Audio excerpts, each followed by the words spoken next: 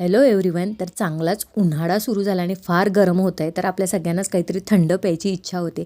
तर आज देवांशीची फरमाईश होती की आपल्याकडे मँगो आहे मम्मा, तर तू मँगोचं मला काहीतरी थंड बनवून दे.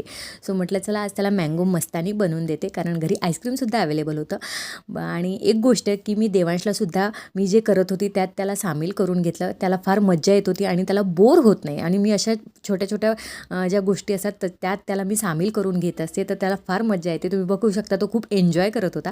तर काही नाही, जो मँगोचा पल्प आहे तो मिक्सरच्या जारमध्ये टाकला, साखर टाकली आणि आईस्क्रीम आणि दूध हे सगळं एकत्र असं मस्त मिक्सरला चर्न करून घेतलं. That's it. आपली मँगो मस्तानी रेडी आहे. आणि देवांशला आईस्क्रीम जास्त नको होतं वरून, म्हणून थोडंच त्यांनी मला आईस्क्रीम का टाकायला लावलं.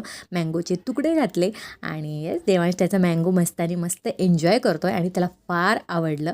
सो तुम्हाला कसा वाटला हा मिनी व्लॉग नक्की कमेंट करून सांगा. भेटूया नेक्स्ट मिनी व्लॉगमध्ये. Bye bye.